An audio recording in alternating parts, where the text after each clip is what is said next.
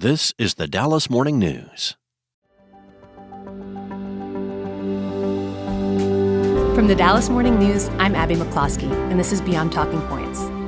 This is the first presidential election since Roe v. Wade was overturned by the Supreme Court in 2022. And instead of fading into the background, abortion is front and center. And I'll be honest, in my days as a policy director, this was an issue we rarely addressed. If you were a Republican, you were pro-life, and really no further explanation was needed. And if you were a Democrat, you were pro-choice, end of story. And other issues like the economy or foreign policy or immigration were usually the main focus of talking points in debates and briefings. But now reproductive rights are central to Harris's campaign in a way that few other issues are. Trump is arguably moving to the left on abortion and away from heartbeat bills, for example, leaving some in the pro-life camp feeling stranded. Abortion is also part of a broader universe of contested family policy issues, like what to do about America's declining fertility rate, and baby bonuses, and comments about childless cat ladies and IVF and contraception access. It's about our bodies and families and the most vulnerable among us as kids and adults. Really, it can't get any more personal than this. Here to talk with us about all of this, what's changed and what America really needs, is Patrick Brown. Patrick is a fellow at the Ethics and Public Policy Center. He's a dad of 4 kids, and his wife is a leading economist on childcare. I'm a collaborator with Patrick on a number of projects. And in his spare time, he writes and does polling about the impacts of kids in tech, an issue also close to my heart, and we'll hopefully get to some of that too. So buckle up your car seats, and let's get started.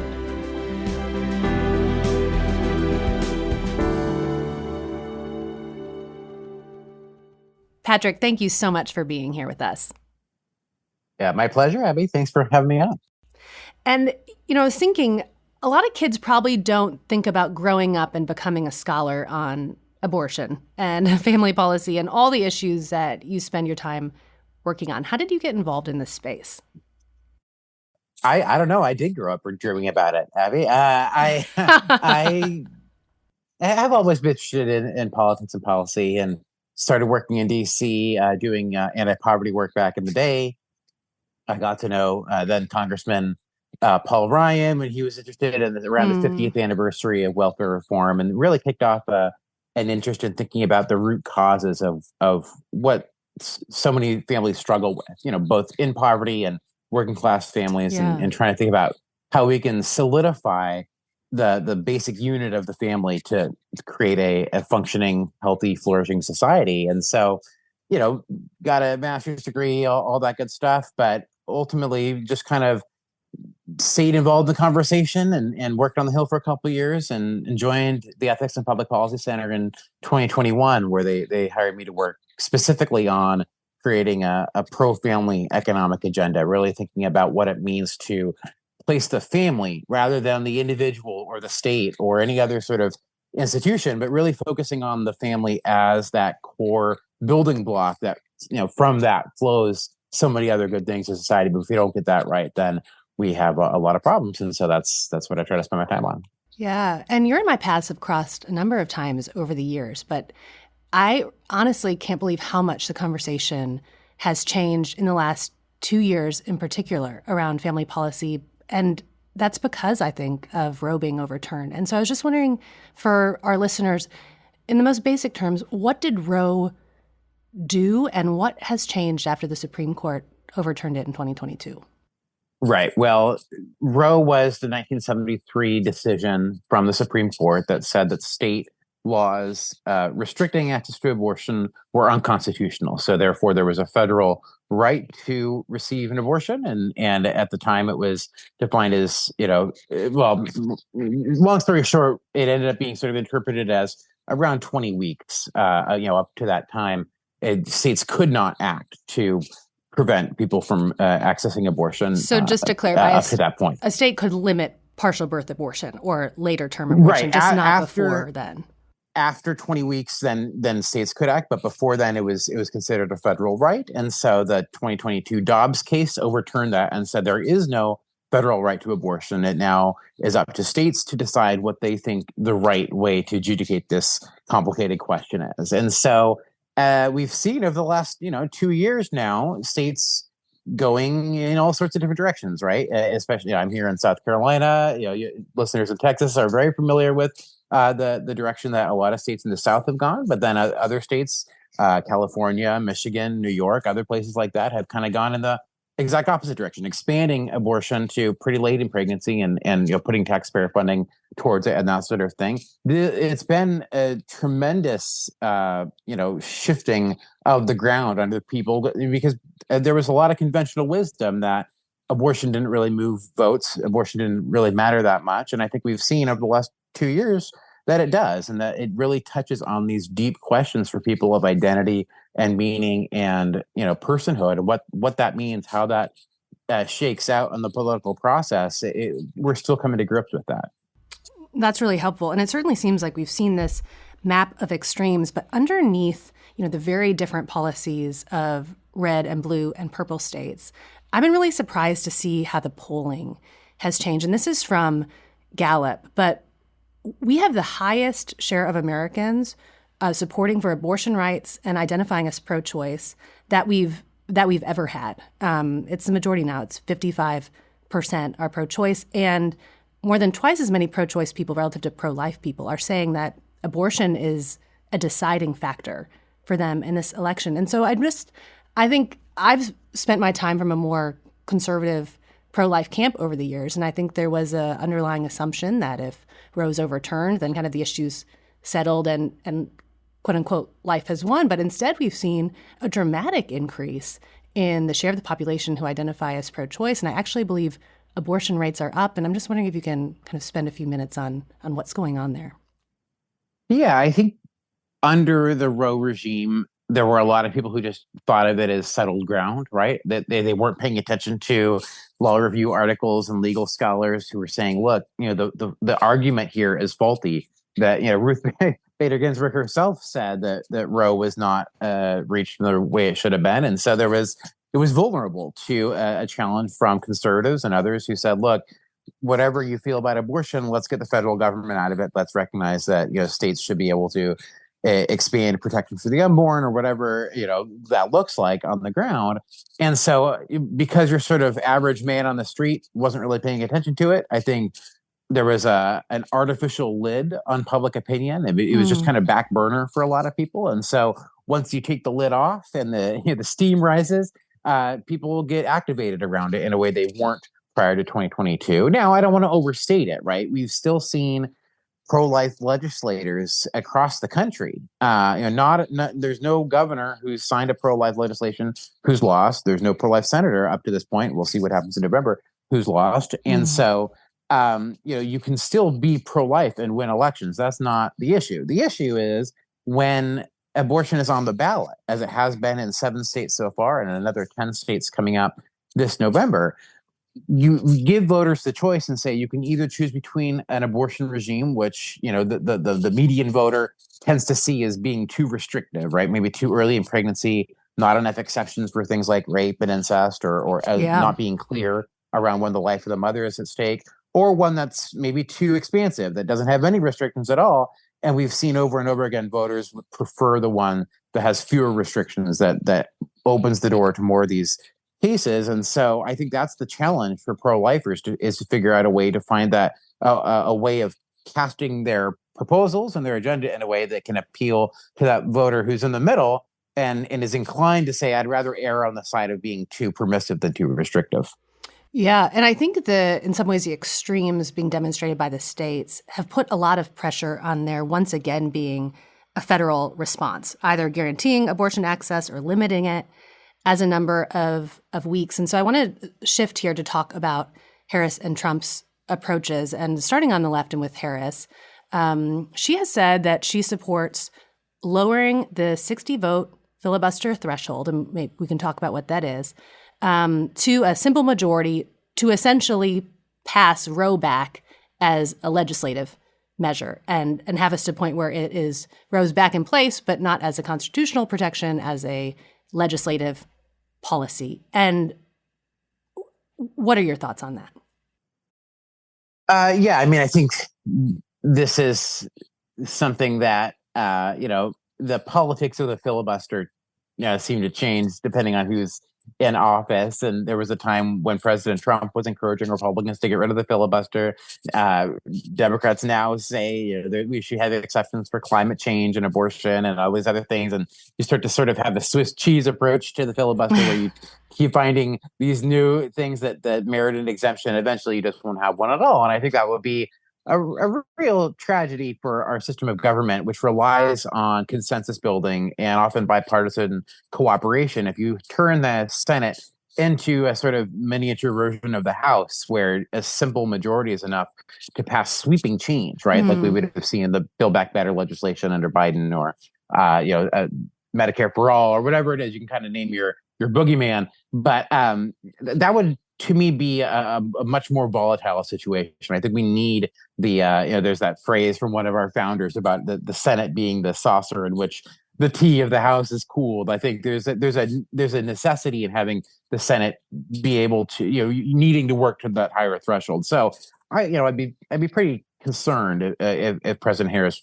if she wins election, pushes towards getting rid of the filibuster for some of these things. And also, I'll just say that there's been a little bit of strategic ambiguity from the Harris campaign on where she stands on this. She talks about restoring Roe, but the most likely candidate, if Democrats were to take back Congress, is the Women's Health Protection Act, which actually kind of goes beyond Roe. It would codify, again, things like taxpayer funding and some of these other things, which I think, in an even playing field, there'd be some pretty heated debate about whether that's something we want to see the federal government getting involved in. But, in the heat of battle, when there's a lot of other things going on, I think that being able to say, I'm for Roe, I want to return to the status quo ante, I think that's going to be where she, finds some political power. And obviously, we've seen her say that on the debate stage. And I expect that to be a main theme of her campaign over these last closing weeks. Well, and as a former Senate staffer myself, I, have great respect for the Senate being a place of cooling tea and emotions, so to speak. And that, I'm frustrated with congressional gridlock as much as the next person, but something much worse is regimes that flip-flop in dramatic fashion every 2 or 4 years in a way that families can't depend on the system of supports in place. And one more thing on Harrison and the return of Roe, but the ambiguity on what she actually wants. Have we heard, do we know then kind of going forward if she would support any limits on late-term abortions? And I think often on the progressive side, it's the kind of follow-up to that is that those kind of never happen, or they only happen, so limited it doesn't really matter. But kind of what are your thoughts on that? Yeah, she's been maddeningly vague about her stance on that. I think this is something that, it's not just her. I think a lot of folks on the left side of the aisle try to obfuscate their position because they will both simultaneously say it never happens and it only happens for a good reason. And that's not, you can't square that circle. We know that, for example, her running mate, Governor Walz, signed a bill in Minnesota which removed the requirement for hospitals to provide care to babies who were accidentally born as the result of a botched abortion. And, it's not a huge number. We're talking 8, maybe a dozen, infants over the course of a couple of years. But the fact that, there's that, the mentality that, it's ultimately up to, the government shouldn't have any place to stand in between a woman and her choices, even when we're talking about a baby who could, theoretically live outside of the womb at past the point of fetal viability. Democrats have been very cagey about how they actually see that, and there was a question in the presidential debate about it, and she kind of sidestepped, and I can't imagine we're going to get that much clarity from her or anybody else in her party as we head up to Election Day. It's just not a topic they're comfortable talking about.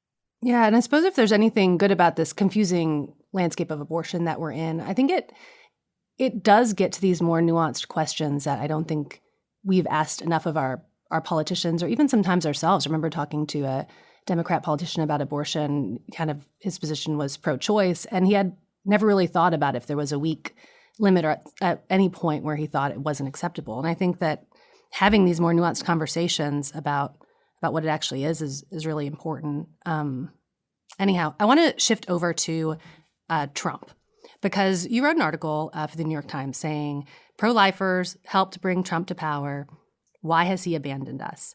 And I think you write in that article, at least elsewhere on Truth Social, Trump wrote, quote unquote, my administration will be great for women and their reproductive rights, unquote. And now he's kind of saying, oh, that's about IVF or not abortion. But it seems like from the outside, pretty much stepping away. He is stepping away from kind of the pro-life position. Can you describe why you think that's happening, and actually in more detail, like what's actually the other evidence points for why you wrote that article?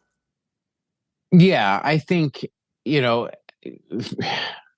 man, you could write a book on the relationship between maybe you should former President Trump. No, not me. Somebody should.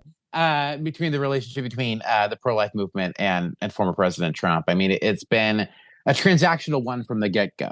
Right in 2016, he promised he had a list of judges that would uphold a sort of originalist understanding of the law, which was seen as code for overturning Roe versus Wade, and lo and behold, he appointed 3 justices that led to the overturning of Roe versus Wade, and so there was a lot for pro-lifers to be happy about, and you'll still see leading pro-life groups talk about President Trump as being the most pro-life president of our time, which to me is pretty. It's an interesting interpretation of events, because we've seen since he kind of sees his transaction with the pro-life movement as having been completed, right? I gave you the justices. Roe versus Wade is gone. This is what everybody wanted. Now let's move on. Yeah, and he kind of sees the commitment of pro-lifers to say, hey, it's not just enough to overturn Roe versus Wade. We actually want to pass pro-life legislation, and at the state level, he sees that as being political dead weight. And there's some reason to believe it hurt the GOP in some of the House races in 2022. But again, it certainly wasn't enough to overturn or to lead any of the governors or senators who voted for pro-life legislation for them to lose. It's clearly a vulnerability in his political polling, and he looks at the landscape. He can see that it's something that he's, it's baggage that he has to overcome. Of course, he's got a lot of other baggage too, and so I think this is the area that he sees for himself as this sort of sister soldier moment, right, of 1992 when Clinton sort of pivoted against his left flank. I think Trump sees the pro-life movement as being the sort of sister soldier, saying, I'm not a crazy, Mike Pence style conservative. I don't actually believe in this stuff. These were just my political allies. And so, he's talked about, the laws that red states have passed as being terrible. He's disavowed any federal action on abortion, not just a federal ban, but sort of the regulatory side of things in HHS and other departments like that. He's basically gone as far as he can about trying to create distance between himself and the institutional pro-life movement. And we saw this most clearly a couple weeks ago when he said some very scathing and derogatory things about an amendment on the ballot in Florida, and said he thought it was too harsh, and suggested this is the he was heartbeat going bill. Yes, so it's on the ballot now. Florida voters have a chance to say whether they approve or disapprove of it. And he suggested he was going to vote against it. And then after he got a lot of blowback from pro-lifers saying, this is a final straw. You can't say you want to turn it over to the states and then also oppose states doing, pro-life things. He eventually sort of backtracked and said, well, I still don't think it's good, but I'll vote for it anyway. I think that's as much as pro-lifers can expect from him. And I think we'll continue to see him try to create space, because it's going to be a very tight battle.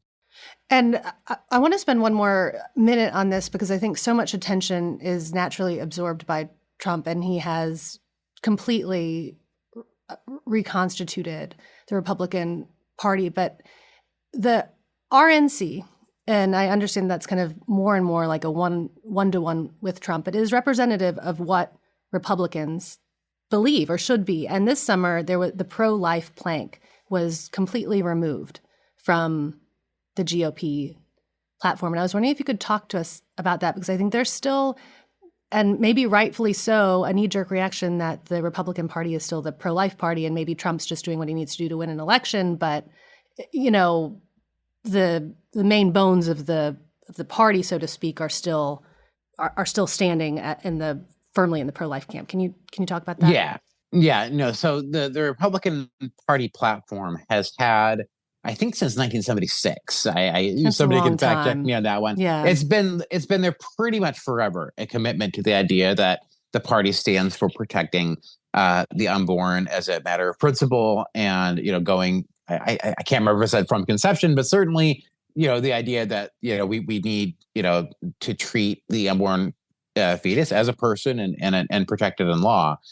In 2024, President Trump was, first he was directly involved in rewriting the Republican platform to take out that mention. It has kind of a hand wavy gesture toward, well, we oppose late term abortions, which, again, that's like, depending on how you define it, we're talking about like 1% to 4% of all abortions nationwide, right? So if that's all you mean by being pro life, that you're leaving a lot on the table. And other things that, talked about, his commitment to expanding IVF coverage, which a lot of pro-lifers have some moral concerns about, and other things like that, where again, it's this transition away from the Republican Party being the sort of natural ally of the socially conservative wing of American politics, right? Sort of traditional religious voters, to being one that maybe we'll engage on them on some issues, religious liberty and other things like that, where they can be partners, but certainly does not put their concerns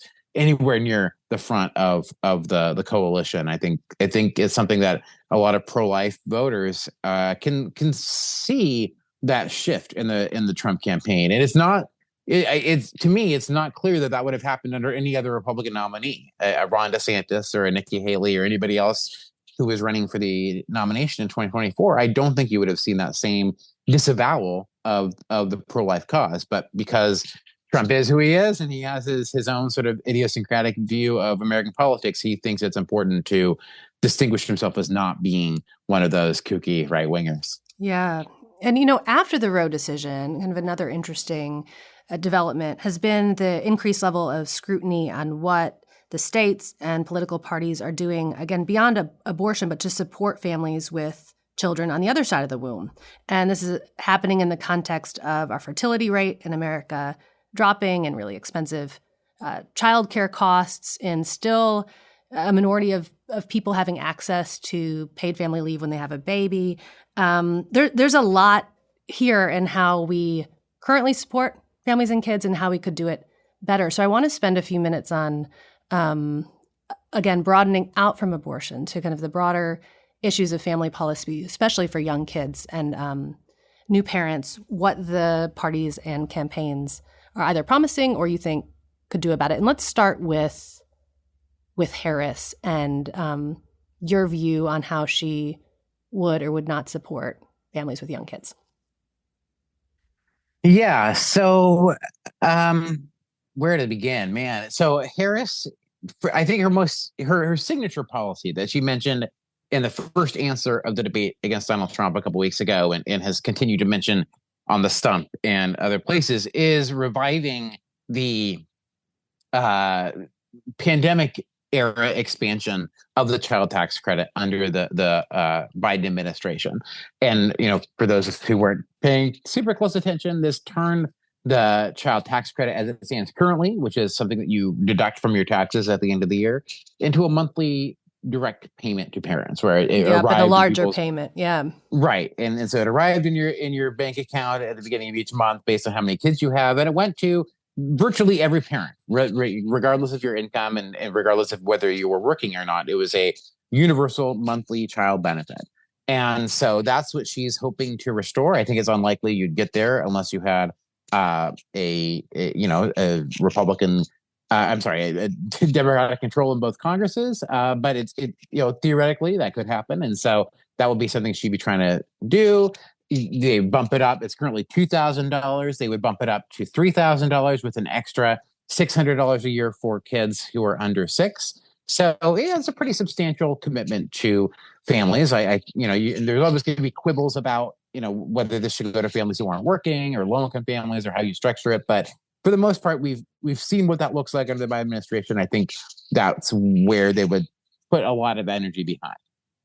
She's also talked about efforts to cap families' childcare costs at 7% of their household income. Like what was in Build Back Better?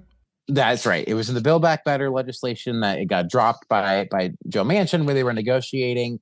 To me, it's kind of a clunky way of getting at the problem, because 7% is kind of a number that's plucked out of thin air. The biggest Republican opposition to it is not just that it's very expensive, although it is.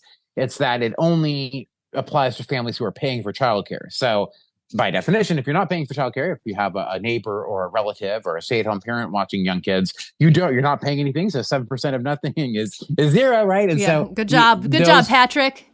Right? Yeah, I can do that math off the top of my head.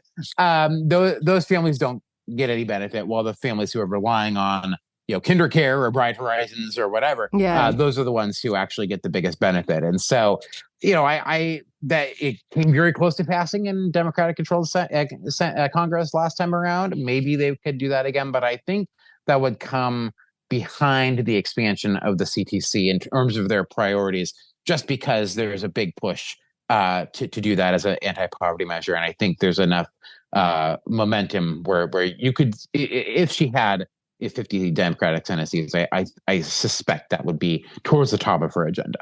And then is it part of the CTC or child tax credit discussions to also have it expanded to $6,000 for a child's first year of life? Yes, that's right. Thanks for reminding me. So the Harris plan was the one modification essentially they made compared to the Biden era CTC was for your child's first year of life. That next time you file taxes after they're born, your child tax credit would be $6,000 rather than $3,600, and then it would go down from there. That's wonderful. That's great. I tend to be of the mind that that's less helpful to parents than actually getting money up front, right before the baby's born or right after, when you have a lot of expenses, car seats and stuff for the nursery and all that kind of stuff. Like waiting until your next tax cycle, to me, is a little less salient and a little less helpful, but directionally it's a nice gesture. And then Harris isn't the only one. If we were sticking on the child tax credit here, and which is really essentially cash to families, either happening at the end of tax season or happening monthly, and with, as you rightfully point out, like who gets it, if you have to be working and earning a certain level of income to get it, does it phase out? But this is also a piece that former President Trump and J.D. Vance have picked up. I mean, Vance is on the record saying he thinks the CTC should be $5,000. That's more than Harris, with the exception of the newborn year. And then Trump, of course, was responsible when he was in office for doubling the CTC from $1,000 to $2,000 as part of the 2017 tax legislation. So how do you think about the differences between what Trump and Harris are proposing in terms of these kind of cash benefits for families? Yeah, so Trump himself has been oblique, I think, on what his preference for the child tax credit would be. They often take credit for doubling it, which is great. It wasn't purely doubling, because there was also some reduction of other benefits for families. So, but we can, give him credit where credit is due.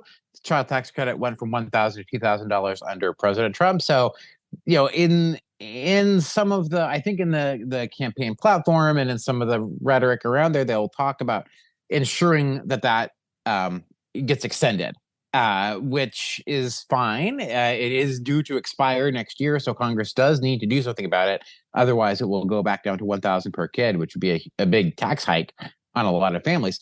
But $2,000 is to my mind sort of the bare minimum of what you needed to be serious in this game. But for one thing, we've had inflation take off since 2017. So $2,000 back then is roughly equivalent to $2,500 now. So just accounting for inflation alone should lead you to want to boost the CTC. Yeah, although more government spending kind of is a vicious cycle with more inflation, isn't it? Yeah, we can problematic. Put a pin on that one.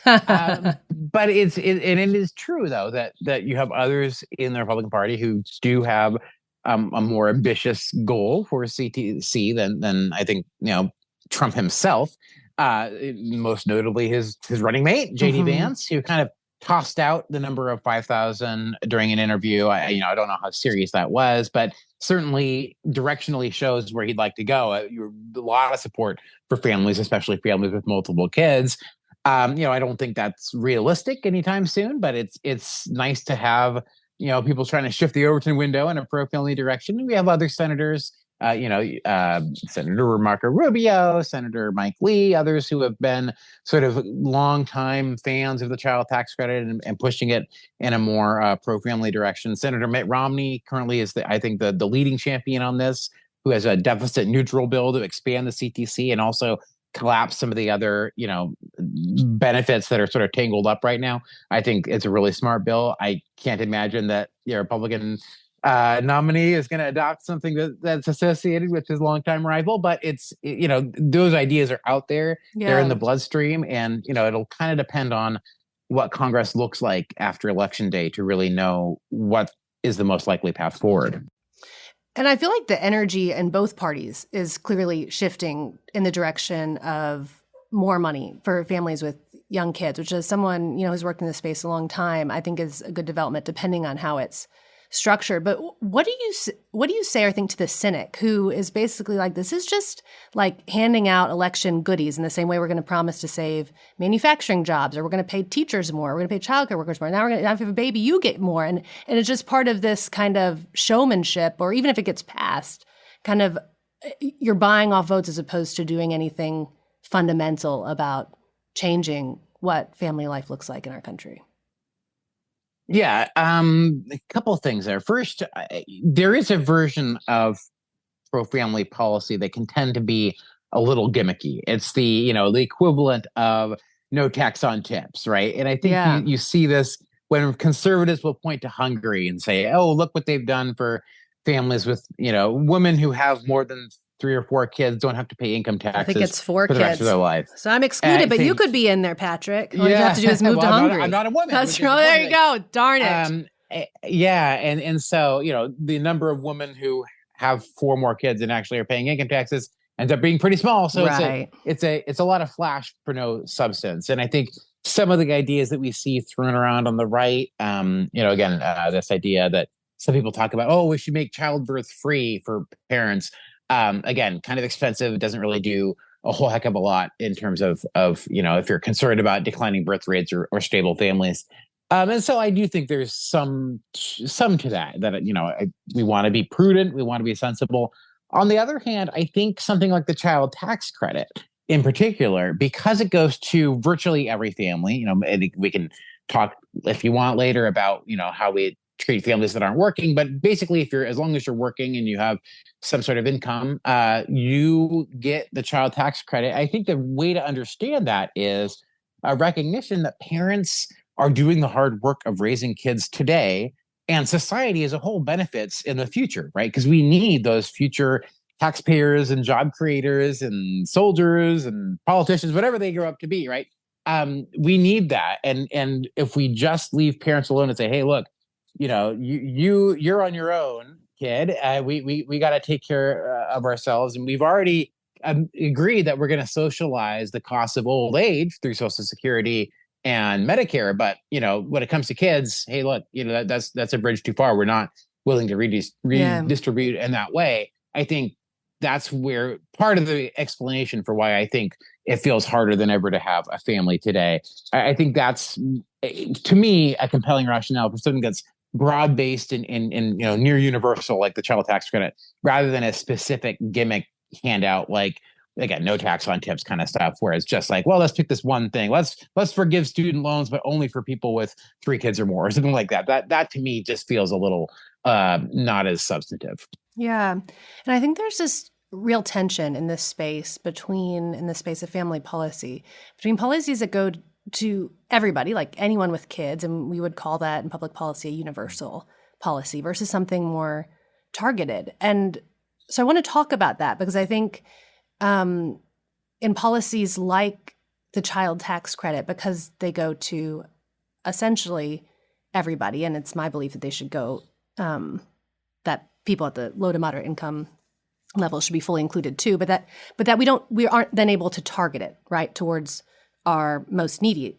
family. The same amount of money is spread out over a broad group as opposed to concentrated on, say, a low income group. And similarly, there's kind of been discussions now around marriage, which I'm really glad we're having, and the benefits of a two-parent household. But there's been some talk on the right of do certain benefits, do then married households get more benefits, even though maybe arguably they're the ones who might need government benefits the least because they tend to be, again, more stable and have more income. Kind of what are your thoughts as you're sorting through as an expert in this space between universal policy and more targeted policy?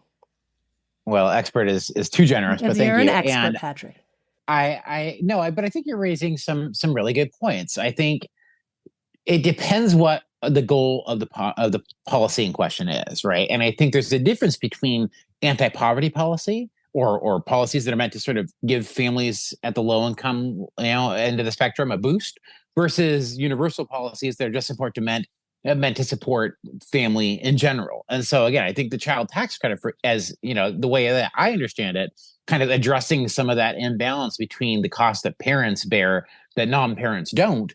I think that's a universal family policy that I think, I don't worry too much about targeting that towards one type of family to the other.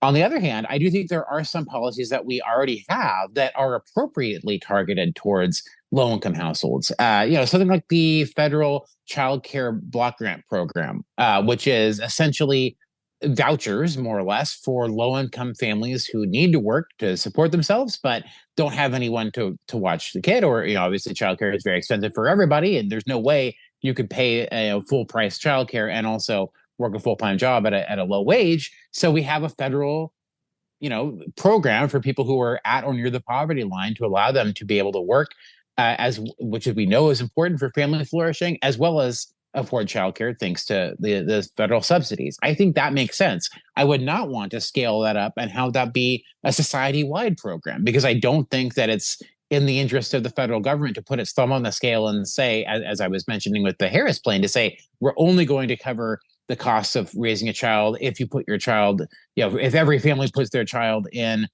for-profit childcare or publicly provided childcare. I'd rather have that support be as egalitarian as possible. But then, again, for this sort of targeted segment of the population, people who are really struggling just to make ends meet and bouncing in and out of poverty, I think those are the people who we should put a little extra effort in to help them get on a path towards self-sufficiency. So I think that's how I would distinguish between the two. What is the goal of the policy? Are we trying to support families writ large, in which case government's very good at writing checks and not very good at some of these other things? Paying for them for being one. Yeah, exactly. Let's focus on what it's good at and what it's not good at. Or is it helping people get out of poverty, in which case that's a very different model, funding social service agencies who can work with these people to set goals and get them the helping hand that they need to kind of break that cycle and achieve self-sufficiency. I think those are two different ways of approaching policy questions. And Patrick, I think you're the very first person who has put these issues together. You and I were at a Senate event a couple years ago, and you released a paper, a polling of parents, that talked about issues like the child tax credit and paid leave, but then you brought in social media and tech for families. And I thought, oh my gosh, this isn't really, we don't typically talk about these in the same conversation, but I really admire your work in this space, and it's a big interest of my own in the columns I write, and was wondering if you can spend a few minutes about the impact of tech and kids. Yeah. So I think if, as I mentioned at the outset, my goal is to try to kind of analyze public policy through the lens of the family. And once you get out of the people who I was just talking about, right, those people who are just struggling to get by, obviously they have their cultural challenges too, but especially once you get past, $50,000, $60,000, $70,000 a year, the problems that are facing a lot of parents today aren't necessarily how do I, put food on the table. They're not concerned about losing their home or not being able to, make ends meet at the end of the month. Obviously, financial security is important, but even a $3,000 child tax credit isn't what's keeping people from having kids or from feeling like America is becoming a harder place to raise a family. There's other things going on. And I think part of what's going on is this sort of cultural sense that parents don't feel like they have the ability to raise their kids in the way that they want to, that they're being beset by all sides. It used to be Hollywood, now it's social media, different ways that parents feel that they're swimming upstream without a paddle. There's so many forces acting against families, trying to disintegrate the family unit. And so that's probably an overstatement, but I think that resonates with a lot of parents, especially as we saw in that polling that you were mentioning of sort of parents of young kids and elementary school kids when it comes to things like kids being online, and just this sense that like parents can't be asked to be IT experts and know exactly how to keep their kids safe when they're going online, when they're signing up for a Facebook account, when they're or Instagram or whatever it is. That there should be a role for the state to step in and say, look, it's it's in the public interest to make sure kids aren't being sucked into dangerous online rabbit holes or being exposed to extreme or violent or sexually inappropriate content. Right? There's a reason why we have existing laws that try to protect kids. I think they're kind of toothless right now. They're not as effective as they could be. But things like setting screen time limits and having people need to opt in to certain things or get parents' permission to sign up for an account.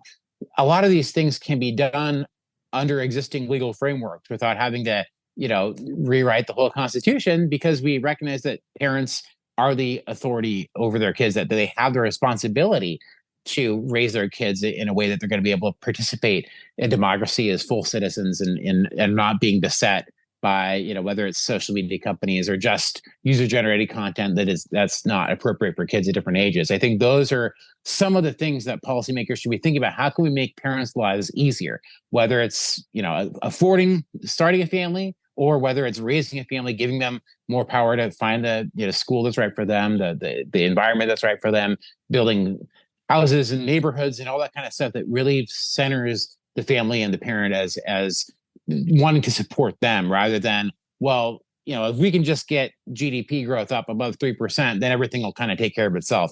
That's not true. We know it's not true. That the government needs to have an eye towards supporting the family. Otherwise, again, we know what happens when the family starts to break down. It causes a lot of problems down the road. So that's kind of how I approach some of these questions. Yeah, and especially when there's areas, I think, like social media and tech, where there's a collective action problem and there's only so much individual families and neighborhoods and local schools can do, So, right. So I have heard you say over the course of this conversation that it's actually, there's a lot of obfuscation with, other than reinstating Roe, with what, if any, limits Harris believes there should be on abortion, and Trump is kind of similarly moving away from a clear position on abortion. And so what do you want to leave voters with as they head into November about when they're thinking through abortion and family policy and what they should be asking of their politicians? Well, it's not a good year, in my opinion, for any of these questions. I do think, as I mentioned, there is signs of increasing bipartisan convergence around greater support for families. And so that's wonderful to see. And so, if you're talking to a Republican, asking for specifics about, if you're pro-family, what do you mean by that, right? Are you in favor of extending the child tax credit? Are you willing to talk about things like a baby bonus or paid leave? Some of these questions that, I think Republicans will kind of pay lip service to, but not always be willing to find the money in the budget for, right? And so that's something, as starting from President Trump on down, I think that's where the Republican Party needs to go. I think there's an opportunity there because they do have an advantage on some of these other questions, right? Immigration, the economy, some of these other things.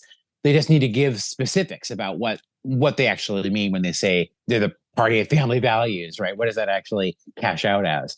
I think for Democrats, they're willing to spend money, but it sometimes gets blindered. And I think, some of this is just due to the dynamics of who's advising who in the sort of incestuous world of DC nonprofits and Senate staff and different policymakers and lobbyists and all that kind of stuff.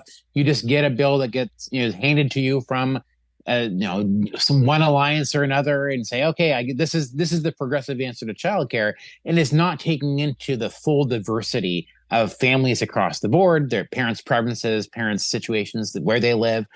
I think anything that gets us in the direction of one size fits all policies often end up fitting none, right? They're just a kind of an expensive commitment to maybe subsidizing one type of work-life balance, but they don't necessarily help across the board. And so that's where I'd love to see Democrats who are always willing to spend money, even if we don't always have it in the bank, to say, where can we be spending money that's actually going to be useful in a way that doesn't put a thumb on the scale for or against, how families want to live their life. I think that's where Democrats need to be thinking about policy design. And again, Republicans will get there too. Eventually, they have to admit, they have to agree to spend the money first. But if you could imagine a way that those could come together, I think you could see a bipartisan pro-family agenda coming together in a way that would be really useful for a lot of parents.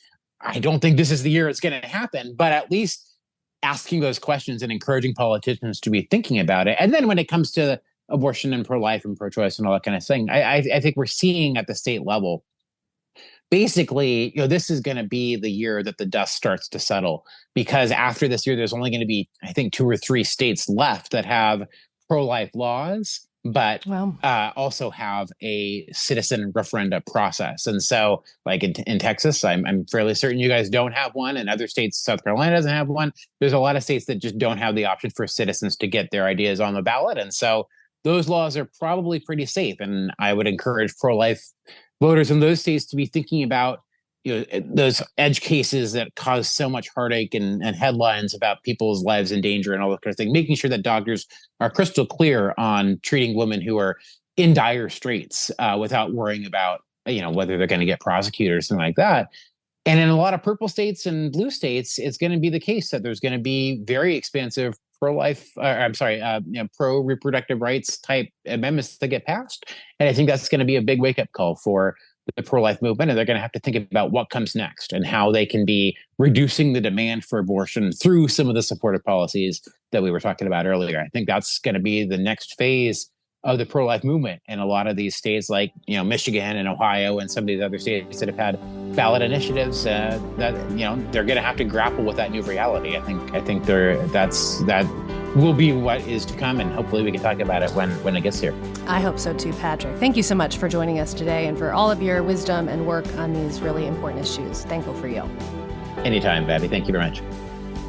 Listeners, we'll be back next week to sort through the presidential campaign promises and what America really needs.